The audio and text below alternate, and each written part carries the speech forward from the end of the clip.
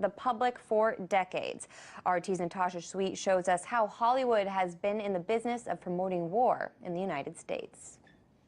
Thousands of newly obtained documents are shedding light on the fact that Hollywood isn't exactly what it appears to be. Some 4,000 pages reveal the entertainment capital of the U.S. has been working hand in hand with the Department of Defense, shaping the message of thousands of movies and shows. This even includes contracts between the producers and the Department of Defense. Yes, I have thought an awful lot about blowing up the White House. Look no further than Madonna saying she wants to blow up the White House, or actors like Deborah Messing and George Clooney openly discussing their opposition for President Trump. There's no question the majority of Hollywood is known for their left-leaning political views. But now 4,000 pages of new documents obtained by watchdog group Insurge Intelligence reveals the U.S. government has worked behind more than 800 major movies and 1,000 TV shows. And Insurge Intelligence's new book, National Security Cinema, shares how U.S. government involvement also includes script rewrites and some of the biggest, most popular films, including James Bond and the Transformers franchise. The documents reveal the Pentagon has the power to stop a film from being made by withdrawing support. When a producer approaches the Pentagon for assistance in making their film, they must submit their script to the entertainment liaison offices for approval. Phil Strub, the Department of Defense's chief Hollywood liaison, ultimately has the final say. I am dangerous. Films like Top Gun and Active Valor are heavily dependent on the military and simply couldn't be made without their assistance. As you can imagine, these types of movies needed full cooperation of the military and hence must sign a contract called Production Assistance Agreements, locking them into the military's version of the approved script. For instance, the movie Countermeasures couldn't pass the military's test and was never produced. Strub specifically referenced the movie's mention of the Iran-Contra scandal, saying, quote, "There's no need for us to remind the public of the Iran-Contra affair."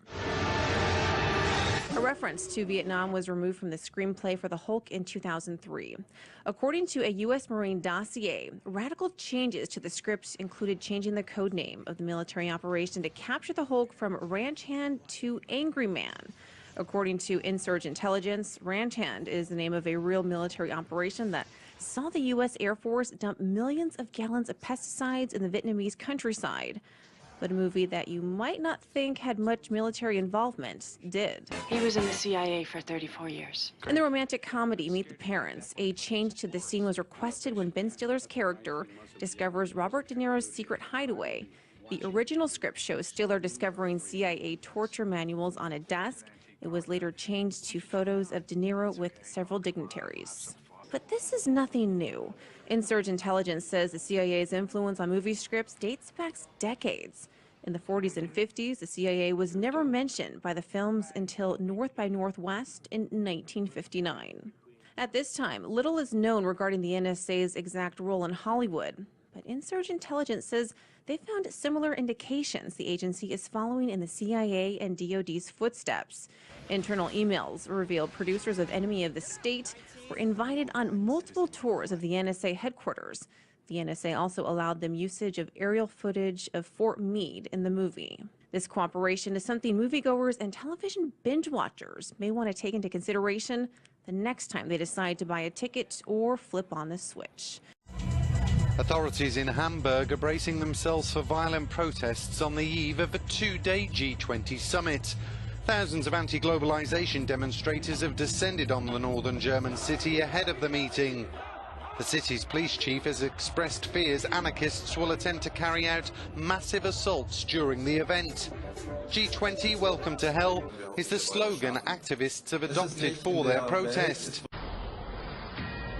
A Fox News alert, and the protesters are taking to the streets in Hamburg, Germany right now. These pictures just into us, coming in live as protesters there, basically anti-globalization forces, as we understand it, are protesting the G20 summit in Hamburg, Germany, and throwing rocks and bottles at police officers and so forth. This has been happening, well, for the better part of a decade or so. If you recall what happened when the World Trade Organization came to Seattle, I believe it was. We see this kind of thing time and time again. Yeah, very often you can see an anarchist strain at some of these protests. And in the shadow of a monument to the wartime Warsaw uprising, Donald Trump has praised Poland's fighting spirit and warned the West is under threat today. Given a rapturous reception in the city's Krasinski Square, he said radical Islamic terrorism was a menace to humanity. The fundamental question of our time is whether the West has the will to survive. Do we have the confidence in our values to defend them at any cost? Do we have enough respect for our citizens to protect our borders? Do we have the desire and the courage to preserve our civilization in the face of those who would subvert and destroy it? They cheered Donald Trump. He stressed commitment to NATO, but said all members must meet spending obligations. Everybody has to know this. Europe must do more. Europe must demonstrate that it believes in its future by investing its money to secure their future. Full marks for Poland on defence. Thank you. God bless you. Its Conservative government meets the agreed NATO target. America loves Poland, Trump told the crowd, and it seemed to love him. But Hamburg and the G20 summit may be more of a rocky ride.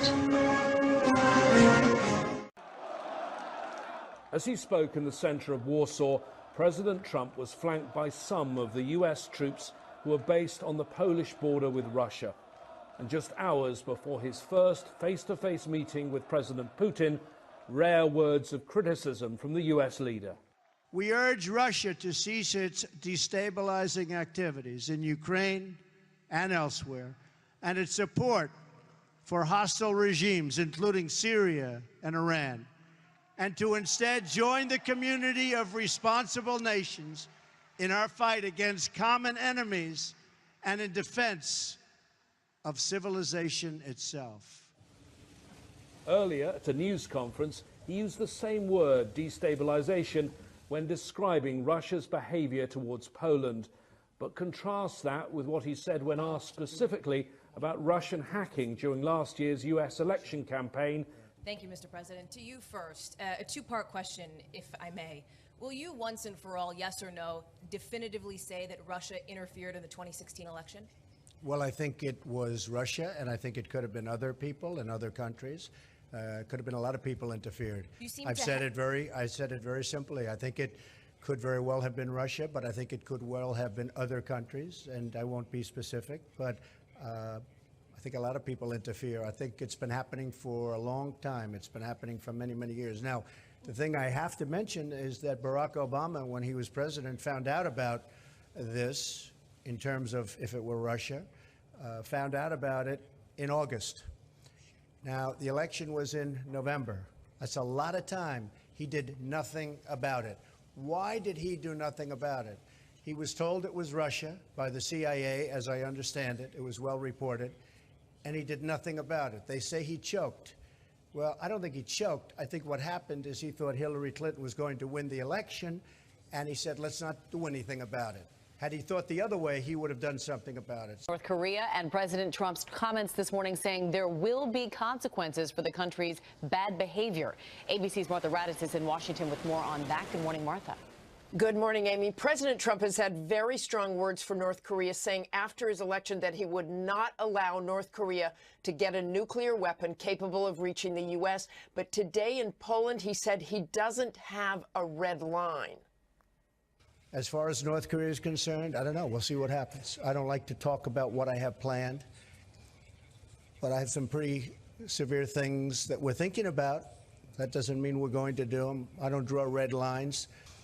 But I think we'll just take a look at what happens over the coming weeks and months with respect to North Korea.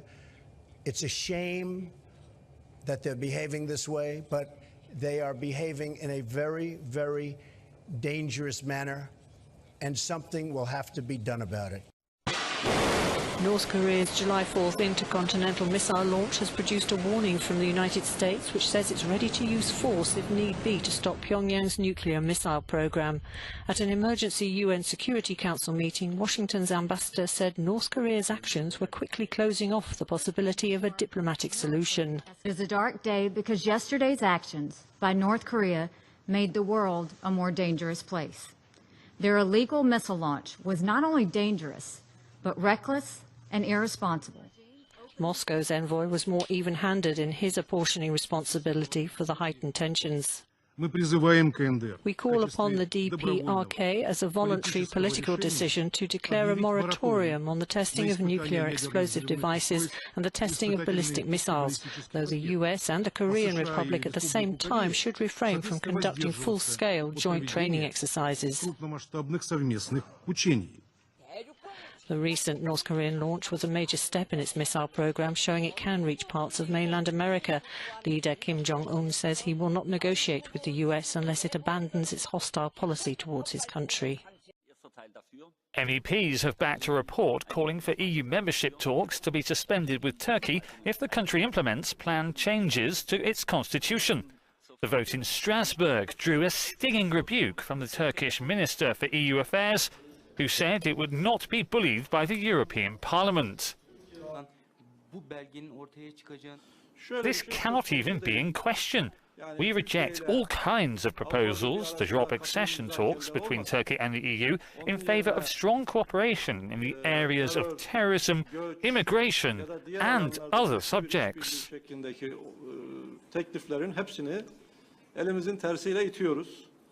Some experts say a tougher stance against Turkey could become the norm if it continues what critics see as a drift towards authoritarianism. Turkish police arrested a local director of Amnesty International, along with 7 other human rights activists. The human rights organization said they were arrested, quote, blatantly without cause. As of Thursday morning, it said their whereabouts were unknown and that they hadn't been allowed access to lawyers or family. Police have jailed more than 50,000 people in the past year after a failed coup attempt.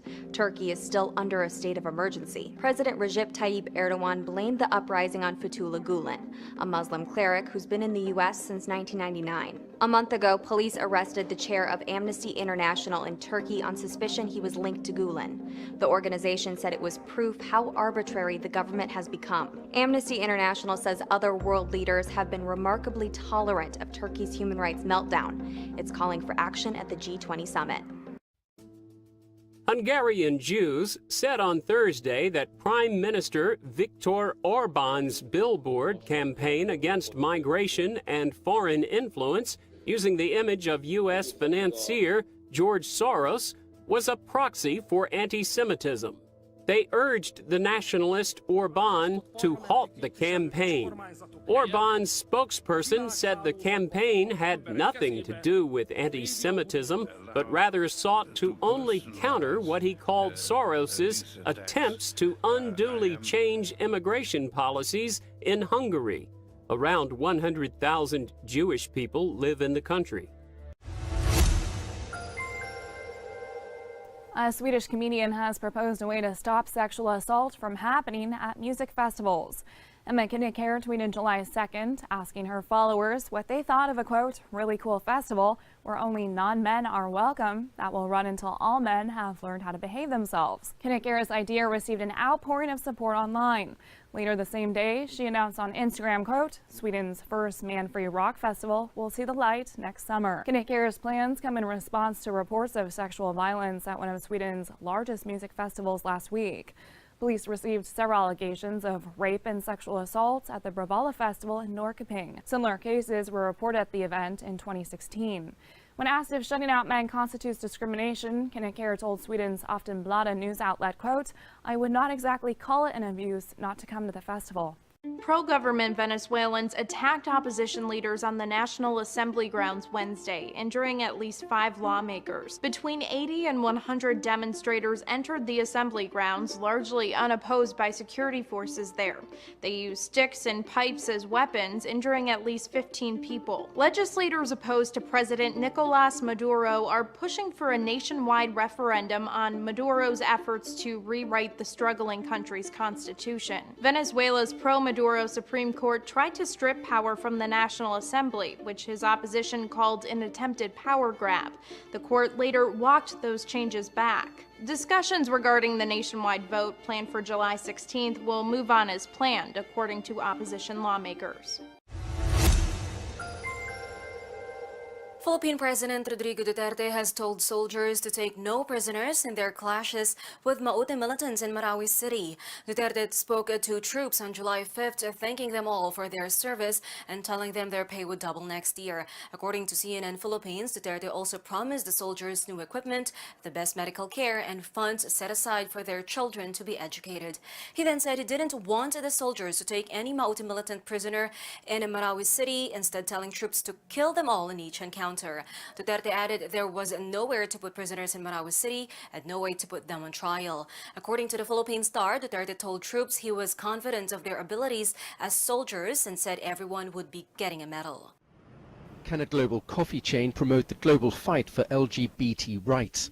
This Muslim leader says not in Malaysia. Our objection is because they're promoting something that's against human instinct, against human behavior, and against religion. That's why we're against it. Muslim leaders in Malaysia now calling for a boycott of Starbucks and for its operating license to be revoked. The grievance new, even if it dates back to pro-gay rights comments that are 4 years old from Starbucks chairman and former CEO Howard Schultz, now circulating online. I'm a Muslim, but this is actually a global issue. Don't make it such an issue that we have to boycott such a company because of one small statement. There's the same boycott call in Indonesia and a relaxed attitude from some customers. Personally, I don't have any problems whether or not they support LGBT rights. I love their products, not the CEO. But others less so. This Jakarta resident says she supports the ban. While LGBT activists say recent years have seen a spike in intolerance in both Malaysia, where Islam is the official religion, and Indonesia, the country with the largest Muslim population in the world. A new Muppet is coming to Afghanistan's Sesame Street to promote equal opportunities for all genders. Meet 4-year-old Z-Rock, the younger brother of 6-year-old Zari. The smart and studious Zari was introduced last season and became one of the country's most popular Muppets. She shows what girls can do. Z-Rock wants to grow up to be just like Zari, and she's the one encouraging him to work hard in school. Most Afghan girls don't get a formal education. The country has one of the world's lowest literacy rates, and it's especially low for women at just 17%. And in areas of the country controlled by the Taliban, women and girls have fewer rights. Surveys show Zari is extremely well-liked among viewers, regardless of gender. But the show's creators say kids learn best through characters they identify with. They hope by seeing Z-Rock admire and respect his sister, boys will do the same for girls in their lives. And I promise you that I will do all my powers permit to be a faithful servant of the Constitution and laws of this great nation.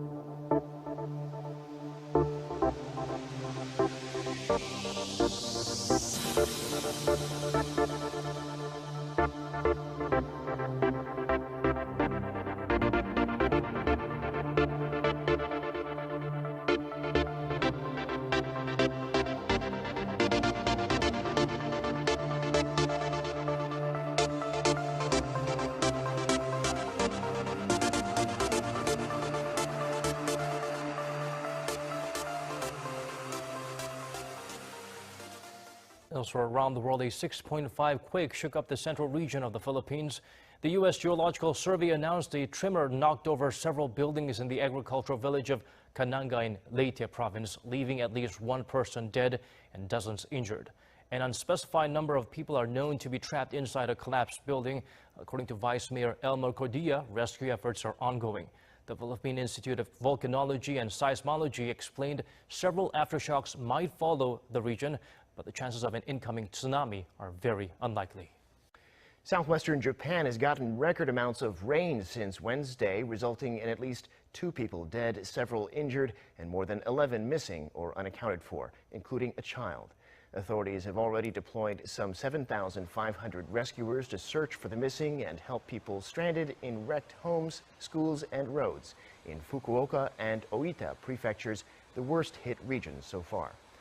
The torrential rain has caused some 500,000 people to evacuate their homes and seek refuge on higher ground. Japan's meteorological agency said more than 700 millimeters of precipitation has been reported in parts of Fukuoka in the last 24 hours alone, and that 100 more millimeters is expected throughout the day. CNN has reported that a huge ice sheet more than half the size of Qatar could soon break off from Antarctica. If the Larsen Sea breaks free, it'll be one of the world's biggest ever icebergs, measuring 6,000 square kilometers or 2,300 square miles. That's the size of 4 Londons or more than 7 New York cities. According to the European Space Agency, or ESA, in early June, scientists said the Larsen Sea was 8 miles from the edge of the ice. It is now just 3 miles away. Larsen Sea is a portion of the Greater Larsen Ice Shelf on the northeastern coast of Antarctica. The ESA is monitoring the sheet through Cryosat, its mission dedicated to ice sheets in Antarctica and Greenland, along with a duo of ESA radars. If it drifts away, there are fears Larsen Sea could pose a danger to ships. France is bidding gas and diesel fuel vehicles adieu. On Thursday, the country's new ecology minister announced a ban on gas and diesel-powered vehicle sales by 2040. The move is part of France's plan to meet its commitments under the 2015 Paris Climate Agreement. But it's also a response to the heavy air pollution that has plagued France and other European countries in recent years. 4 major cities, including Paris, previously announced plans to ban diesel cars by 2025. But France is the first major country to set a date to completely phase out gas and diesel. However, other nations have taken big steps in that direction. Germany's government wants to put 1 million electric cars on the roads by 2020. Norway wants all of its new car sales to be zero or low emission vehicles by 2025. And India set a lofty goal of having nothing but all electric vehicles by 2030. There is an emotional debate tonight making global headlines. The fate of a terminally ill infant on life support known as Baby Charlie. His parents desperately want to move him to a new hospital. The current hospital is resisting. And now President Trump and the Vatican are getting involved. ABC's James Longman from London tonight. A family facing the greatest loss imaginable, tonight caught in an international tug of war over their dying child. Charlie Gard has a genetic disease. He's unable to see, hear, or even breathe on his own. British doctors say there is no cure. They want to switch off the machine that keeps him alive. Days ago, his parents pleading to bring him home to die. And we've promised our little boy every single day that we will take him home. Because that is a promise we thought we could keep. But then, new hope. The Pope lending the family support. A Vatican Children's Hospital offering Charlie treatment. Tonight, the British government has blocked that move, agreeing with doctors who insist it would be cruel to keep him alive. It's an unimaginable position for anybody to be in. Charlie's parents have raised nearly $1.7 million to pay for experimental treatment in the US. This week, President Trump tweeting, "If we can help little Charlie, we'd be delighted to do so." Tonight, Charlie's mother saying the support from the president and the Pope has given us hope, but his future remains uncertain.